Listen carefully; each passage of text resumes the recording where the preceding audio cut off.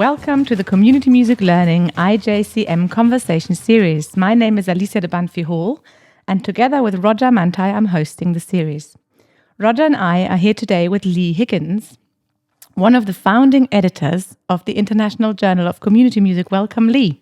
Hi, nice to be here. Lee, can you tell us a little bit about how the idea for the journal came about, who was involved in its establishment, and the field of community music at the time? Yes, thanks, Alicia. Well, the print version of the International Journal of Community Music came about because I had written a book. Actually, it was the thing that turned into my first monograph, and I submitted it to Intellect as a publisher that seemed to be interested in ideas around community work, social justice, and they seemed like a publisher that sort of resonated with the sensibilities that I had and the sentiments that I believed were inherent in community music. And I put in a proposal for this book, and they came back to me and said, we really like the ideas, we really kind of support those ideas, but we're not sure that there's really a readership for that type of book at the moment. We don't really see that, but we think it would be maybe a good idea to start up and develop a journal, because if you was to do something like that, you create, or you had the possibility of creating a kind of audience, and maybe a book like that will come later.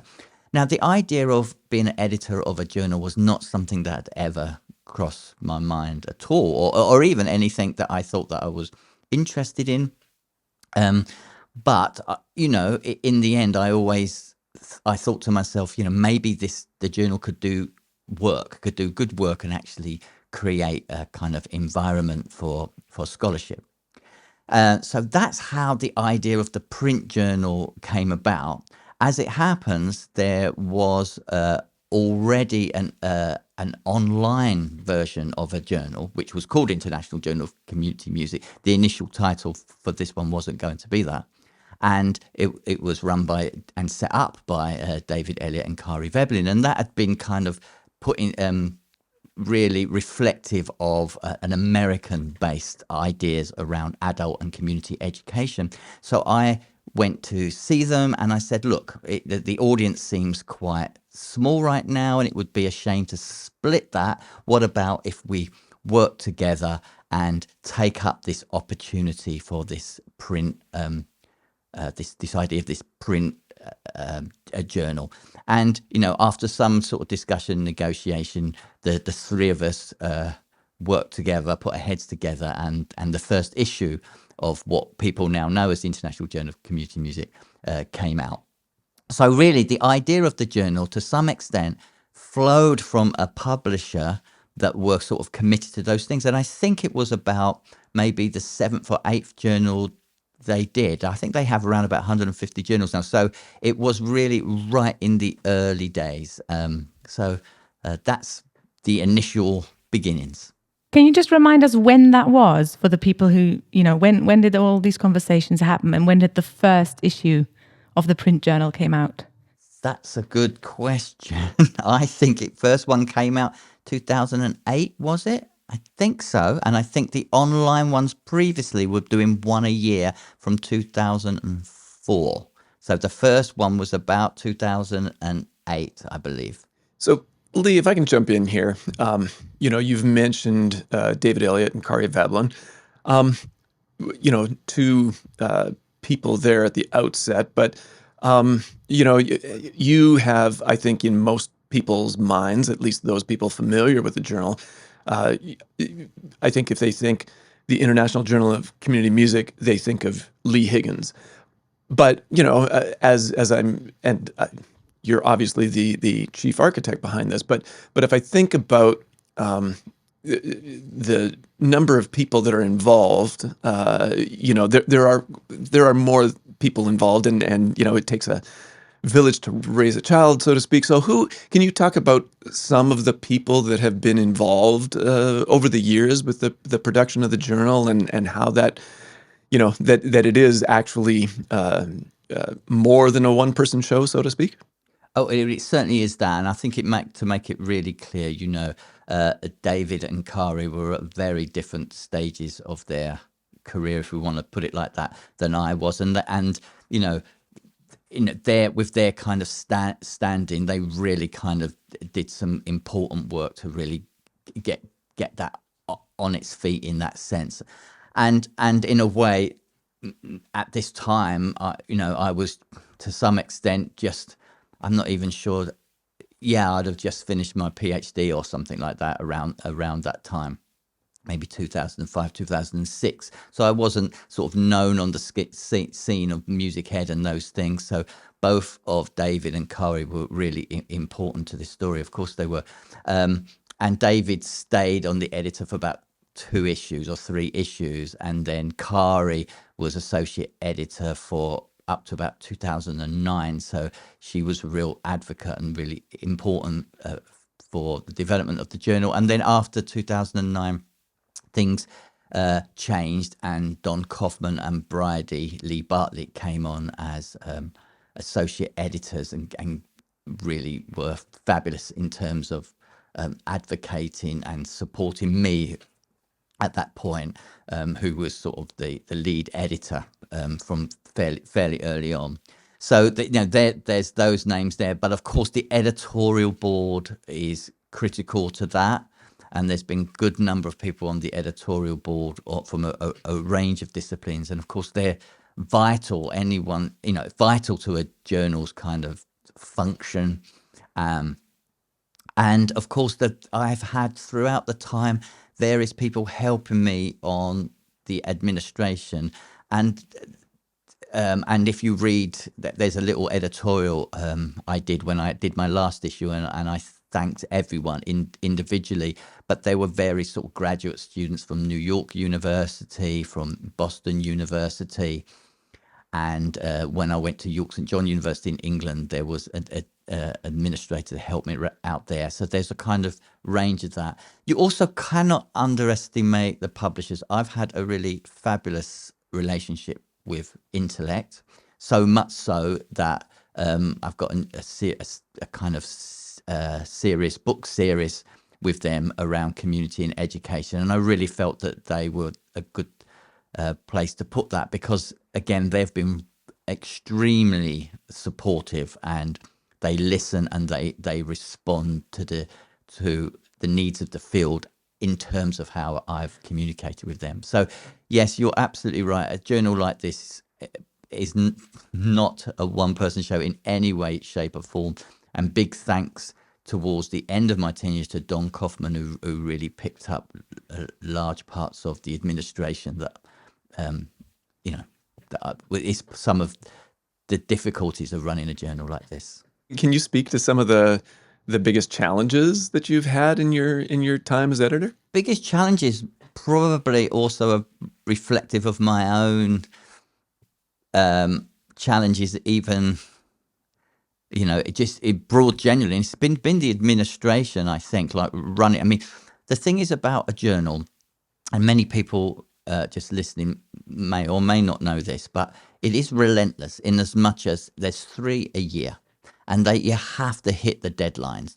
And if you don't hit the deadlines, you can be taken off of the search engines and things like, the deadlines are linked in to how all of this whole machinery works. So it's relentless in the sense of you need to hit these things.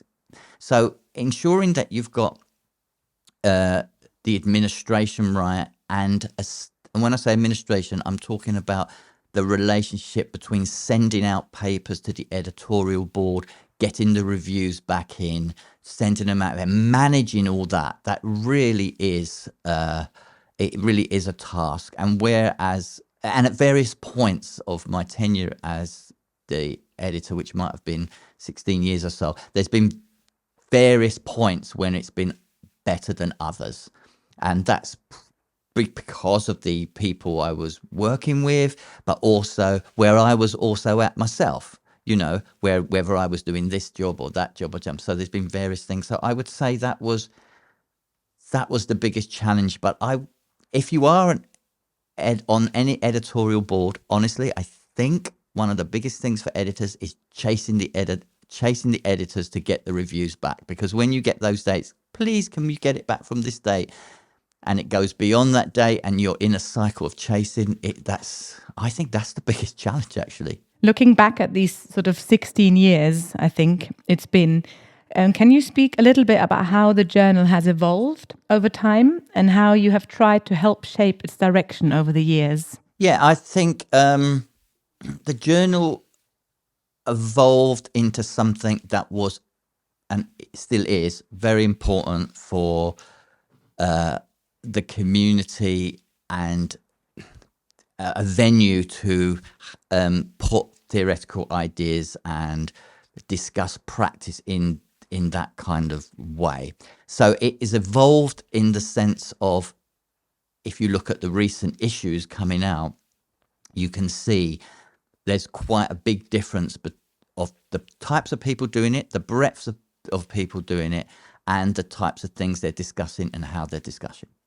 So I do think I was very conscious that wasn't really there at the beginning. So partly, you see, when I agreed in a way to get involved in the journal, when Intellect first put it to me, because of my practice-orientated community musician head, it needed to work. That's what I say. I guess how I always say it, that the journal needed to work for the field.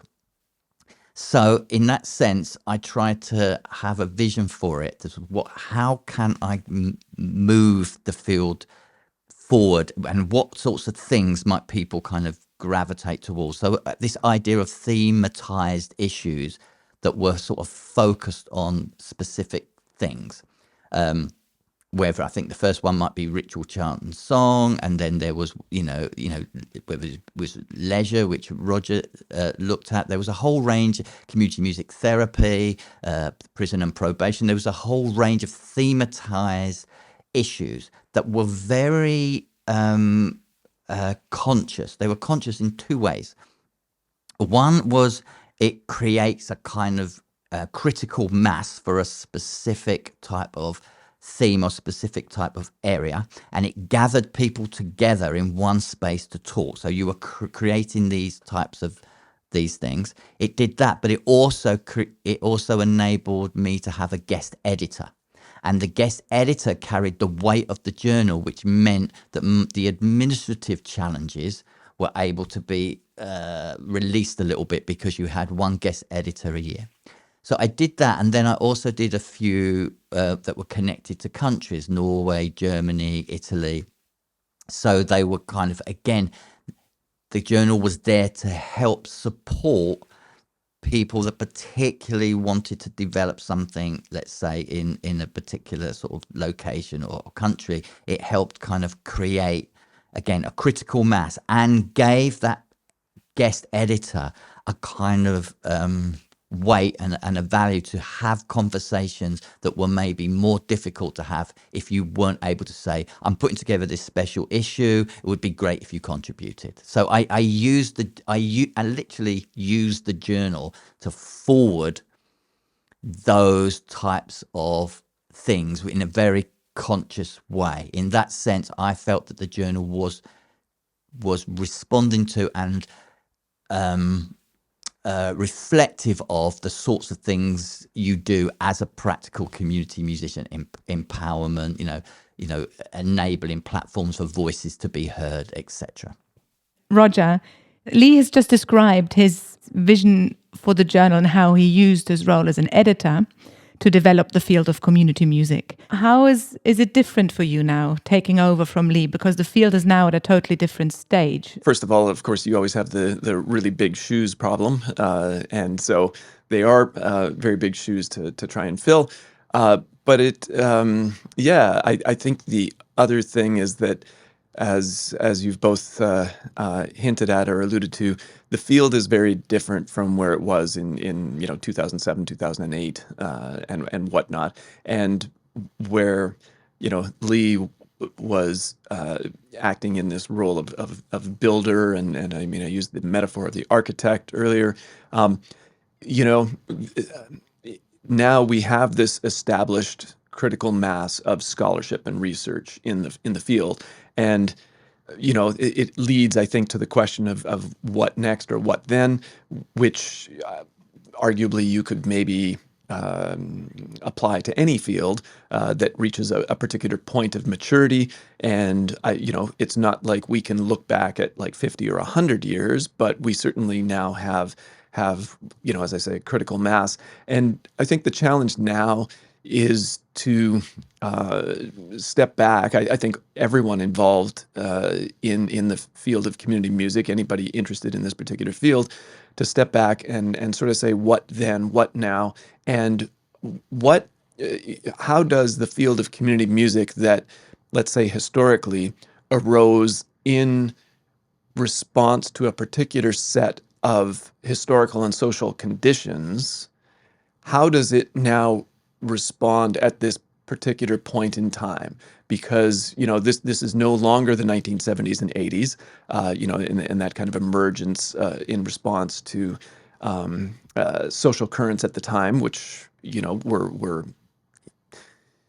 arguably in historical perspective, rather significant. And we have a lot of significant challenges now. And what does community music mean now? And I think, what can the journal do? Because a journal is an interesting, it's an interesting phenomenon, really, because it, in some ways, is simply, let's say, a publication venue. It's just it's a form of media that just, it exists and people can read about it. But as Lee's example shows, it can also lead. And, it can lead in a number of ways, such as what Lee did with all the special issues and the focus and whatnot.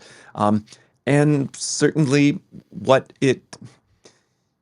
not what it chooses to publish, because it can only publish what gets submitted, but how the editorial board, for example, can respond to journal submissions in the way that it encourages revisions of articles in particular ways. And so I think the challenge right now is just to respect, let's say, just to put it in some cliched terms, to respect the past, to respect the tradition of what has come before as community music, but to not sort of be stuck in a kind of navel-gazing kind of way that ignores the fact that our world is very different now. For listeners and viewers who don't know, Lee and I met sort of officially at Boston University, where we were both hired on at the same time, and that experience was wonderful for a number of reasons, both personal and professional. And so that initiated pretty much a lifelong friendship and a lovely exchange of ideas. And it was very much at the close to the inception of the journal. As a matter of fact, it was 2009 when we both started there. So the journal had just kind of started. And I think at the time, if I had said, "So, Lee, you're going to do this for another 16 years, right?" I think that might have seemed a little bit far-fetched. But I know that none of us have a crystal ball. But Lee, 16 years is a long time. What can you speak about that? It is, and of course, when you start these things, you don't think of it as I said to you. It wasn't like a lifelong ambition to be editor of a journal. It wasn't something that I'd ever crossed my mind, but it did feel like part of my work. So during that period, of course, we got Community Music and Theory in Practice came out, we got the Oxford Handbook came out, and the journal was very much part, and the ISME CMA events and all those things that were part of that. The journal was very much part of that, and I suppose I carried that along with me. So I really saw that as just part of my ongoing broad work that was bringing me into contact with people, and at the same time giving me the opportunity to have some vision of where I thought community music might need to sort of work in this and that. And it gave me that space to do that, but always mindful that this wasn't, just mindful of my role in that. And I think when it got to maybe the 10-year mark, or even just before that, I started thinking about, okay, I can't carry on with this. It was hard, and it was, it was difficult, and started thinking about, okay, I need to try to move this on. Who else might pick it up? I was also aware that, at the end of the day, other people need to have their stamp on it. Things need to change. Things need to be refreshed, because if you're doing something in this relentless way, as I said to you, it just becomes like a machine, and maybe it needs fresh ideas. So I did look and did chat to Bridie and Don at those times, and saying, look, I'm really thinking that I might need to move on, and these are the reason why it needs freshness. And on 2 occasions I tried to do that. On 2 occasions I was persuaded in a way to stay on. And they were for specific reasons, and of reasons that I kind of understood. And I thought, okay, one of them might be, Lee, we still think you, at this point, the field maybe hasn't got to quite the point where there's a wider group of people that might want to take this on and reshape it, and maybe you're still the best person to be there, because I was here, there, and everywhere in community music in those days. And I agreed, and I stayed on. And that's when I say massive thanks to Don, who just said, you know what? He said, I'll pick up the things that you really find in struggle at the moment, like the administration and those things. I've got good skills on that. And you just be the kind of vision person. You just kind of be, and we went on for a few years like that, and that really worked for me. But then it did get to a point where it was like, okay, it really is time to sort of move on now. And at that point, a lot of things had changed. There's a lot of things had changed, and the field is in a very different place. And it was at that point that we started having a conversation, didn't we, Roger, about what would it be like? How do you feel about picking this up? The other thing, I must go back to the responsibility, because it was the journal for community music. It did feel like to get the right person to pick it up, because something like this could dip off very easy with the wrong person picking up the reins. I mean, if they don't get it right, and then their mind and their head is not in it all for the right reasons, it could just towel off so quickly. Lee, just as a final question, how was it for you when you then let go of the journal, when that happened, and what's been your focus since? Well, yeah, thanks for that. As I said, I felt really good about the decision, and actually allowed myself, I'm not always good at this stuff, but allowed myself to feel sort of proud of the achievement. And I think one of the things is I saw all the print journals that I'd been involved in on my bookshelf. Oh my gosh. And it was like this thick. If you're listening on the radio, I've got my hands quite far apart.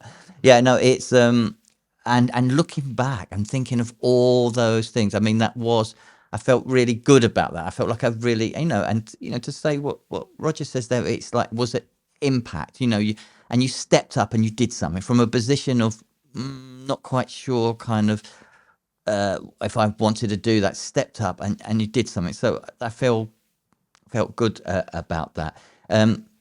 Since then, I've been working on some research grant projects, like people might know about the Ethno project, which was a big project, some singing in health stuff, working with Northwestern University on some things, and a network, singing in health network here.